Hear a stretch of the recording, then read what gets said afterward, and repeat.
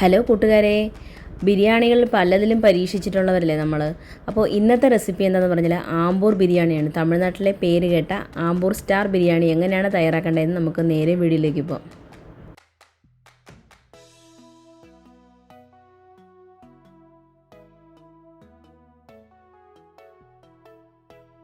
അപ്പോൾ ബിരിയാണി തയ്യാറാക്കാനായിട്ട് തുടങ്ങാം. അതിനായിട്ട് ആദ്യമേ തന്നെ ഒരു 5 കാശ്മീരി മുളക്, 5-6 കാശ്മീരി മുളക്, 5-6 എരിവുള്ള മുളക്, ഇത് രണ്ടും കൂടി സമാസമം എടുത്തിട്ട് നല്ല ചൂടുവെള്ളത്തിൽ മുക്കി വയ്ക്കുക. നല്ലതുപോലെ ഒന്ന് കുതിർന്ന് വന്നതിന് ശേഷം നമ്മൾ വെള്ളം ഒന്നും ചേർക്കേണ്ട ആവശ്യമില്ല. വേണമെങ്കിൽ കുറച്ച് വെള്ളം ചേർക്കാം. അത് നമ്മൾ ചൂടുവെള്ളം തന്നെ ചേർത്താൽ മതി. അതും കൂടി ചേർത്ത് നല്ലതുപോലെ ഒന്ന് അരച്ചെടുക്കുക. നല്ല മഷി പോലെ അരച്ചെടുക്കണം കേട്ടോ. അതിനുശേഷം അതവിടെ മാറ്റി വയ്ക്കാം. അതിനുശേഷം നമ്മളൊരു പാത്രം, നല്ല ചൂട് കെട്ടിയുള്ളൊരു പാത്രം എടുക്കുക.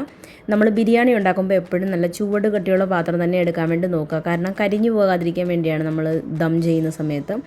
അതിലേക്ക് ഞാനിവിടെ ഓയിലാണ് ചേർത്ത് കൊടുക്കുന്നത്. ഒരു ടേബിൾ സ്പൂൺ ഓയിലും 2 ടീസ്പൂൺ നമ്മുടെ നെയ്യും കൂടി ചേർത്ത് കൊടുക്കുന്നുണ്ട്. നെയ്യൊക്കെ നിങ്ങളുടെ ഇഷ്ടാനുസരണം ചേർത്ത് കൊടുക്കാം കേട്ടോ. അതിലേക്ക് ഒരു 4-5 ഏലക്ക ചേർത്ത് കൊടുക്കുക. ഒരു സ്റ്റാർ ചേർത്ത് കൊടുക്കുക. ഒരു 7-8 ഗ്രാമ്പും കൂടി ചേർത്ത് കൊടുക്കുക.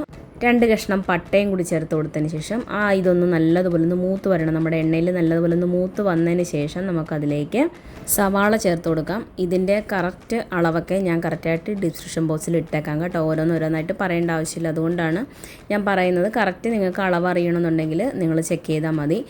സവാള ഇട്ട് കൊടുത്തതിന് ശേഷം നല്ലതുപോലെ ഒന്ന് വഴറ്റിയെടുക്കുക. കുറച്ച് ഉപ്പും കൂടി ഇട്ട് വഴറ്റിയാൽ പെട്ടെന്ന് വഴണ്ട് കിട്ടും കേട്ടോ. അപ്പോൾ അതൊന്ന് നല്ലതുപോലെ ഒന്ന് വാടി വരണം. എന്നിട്ട് വേണം നമുക്ക് ബാക്കിയുള്ള ഇൻഗ്രീഡിയൻസ് ചേർക്കാൻ.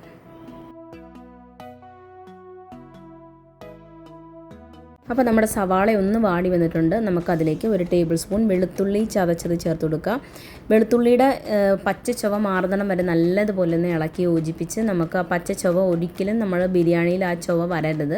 വെളുത്തുള്ളിയുടെ ചുവ എടുത്തറിയാൻ പാടില്ല. അതുകൊണ്ട് നല്ലതുപോലെ തന്നെ നമ്മുടെ പച്ചമണം മാറുന്നിടം വരെ നമ്മുടെ വെളുത്തുള്ളി ഒന്ന് വഴറ്റിയതിന് ശേഷം അതിലേക്ക് ഇഞ്ചി ചതച്ചത് ചേർത്ത് കൊടുക്കുക. ഇഞ്ചി ചതച്ചതിൻ്റെ ടേസ്റ്റ് നമ്മുടെ ആമ്പൂർ ബിരിയാണിയിൽ മുന്നിട്ട് നിൽക്കുന്നതാണ്. അതുകൊണ്ട് തന്നെ ഇഞ്ചി ചതച്ച് ചേർത്ത് കൊടുത്തതിന് ശേഷം ഒന്ന് വഴറ്റിയെടുത്താൽ മതി. എന്നിട്ട് ഇനി അതിലേക്ക് 1 കൈപ്പിടി നമ്മുടെ മല്ലിയിലയാണ് ചേർത്ത് കൊടുക്കുന്നത്. മല്ലിയില ചെറുതായിട്ട് അരിഞ്ഞത് ചേർത്ത് കൊടുക്കുന്നുണ്ട്. 1 കൈപ്പിടി പുതിന ഇലയും കൂടി ചേർത്ത് കൊടുക്കുന്നുണ്ട്. അത് നല്ലതുപോലെ ഒന്ന് വഴറ്റിയെടുക്കണം. എരിവിന് വേണ്ടി മാത്രം 2 പച്ചമുളക് ചേർത്ത് കൊടുക്കുക. നിങ്ങളുടെ ഇഷ്ടാനുസരണം എരിവിന് ചേർത്ത് കൊടുക്കാം. പിന്നെ വേണ്ടത് തക്കാളിയാണ്. ഞാനിവിടെ ചെറിയ തക്കാളിയാണ് എടുത്തിരിക്കുന്നത്. അപ്പോൾ ഒരു 4-5 എടുത്തിട്ടുണ്ട്. നിങ്ങൾ വലിയ തക്കാളിയാണ് എടുക്കുന്നതെങ്കിൽ ഒരു 2 തക്കാളിയുടെ ആവശ്യമുള്ളൂ. അതൊന്ന് വഴറ്റി നല്ലതുപോലെ തന്നെ നമ്മുടെ മഷി പോലെ നമ്മുടെ തക്കാളിയൊക്കെ ഒന്ന് വെന്ത് വരണം. കുറച്ച് ഉപ്പും കൂടി ഇട്ടതിന് ശേഷം നല്ലതുപോലെ ഒന്ന് വഴറ്റി നമുക്കെടുക്കാം.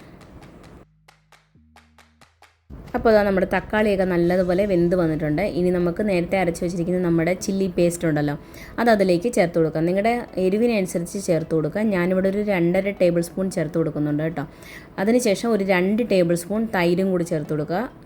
ഞാനിവിടെ ചെറിയ പുളിയോട് കൂടിയുള്ള തൈരാണ് ചേർത്ത് കൊടുക്കുന്നത്, ഒത്തിരി പുളിയില്ല. അതും കൂടി ചേർത്ത് കൊടുത്തതിന് ശേഷം നല്ലതുപോലെ ഒന്ന് വഴറ്റിയെടുക്കുക. നമ്മൾ നല്ല ഒന്ന് എണ്ണ തെളിഞ്ഞ് വരുന്നിടം വരെ വഴറ്റിയെടുക്കണം.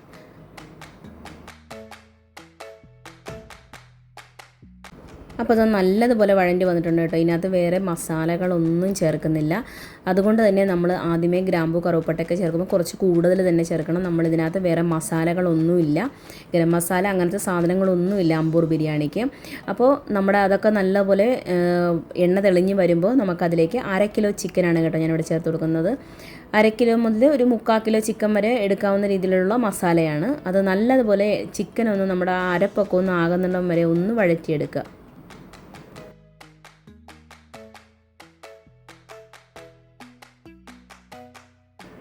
അരപ്പൊക്കെ നല്ലതുപോലെ ഒന്ന് മിക്സായി വന്നതിന് ശേഷം നമ്മളതൊന്ന് അടച്ച് വെച്ചിട്ട് തീ കുറച്ച് വെച്ച് വേവിച്ചെടുക്കുക. നമ്മുടെ ചിക്കനിൽ തന്നെ വെള്ളമൊക്കെ വരും കേട്ടോ. ആ വെള്ളം മതി. പിന്നെ അതിലേക്ക് വേണ്ടത് നമ്മൾ ചോറ് വേകാനുള്ള 1 കപ്പ് അരിയാണ് ചേർത്ത് കൊടുക്കുന്നത്.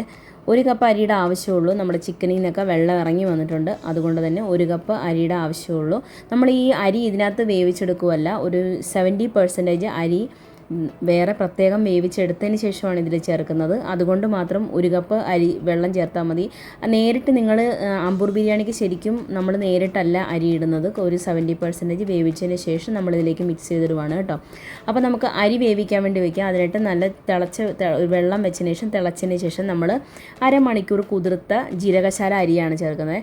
ആമ്പൂർ ബിരിയാണിക്ക് ജീരകശാല അരി തന്നെ ഉപയോഗിക്കണം. കറക്റ്റ് ടേസ്റ്റ് കിട്ടണമെന്നുണ്ടെങ്കിൽ അത് തന്നെ ചേർക്കാം. നമ്മുടെ ബസ്മതി റൈസ് ഇതിന് ചേരത്തില്ല. അപ്പോൾ ഇതുപോലെ ഒരു 70% വെന്താൽ മതി കേട്ടോ. അതിനുശേഷം നമ്മുടെ ചിക്കനിൽ കിടന്നൊന്ന് നല്ലപോലെ വെന്ത് കിട്ടും. അപ്പോൾ ഇവിടെ നമ്മുടെ ചിക്കനിൽ നിന്നൊക്കെ വെള്ളം വന്ന് നല്ലതുപോലെ ചിക്കനൊക്കെ നല്ലപോലെ വെന്ത് വന്നിട്ടുണ്ട് കേട്ടോ. ഇതിപ്പോൾ നമ്മുടെ ചോറ് ബാക്കി വേകാനുള്ള വെള്ളം അതിനകത്തുണ്ട്.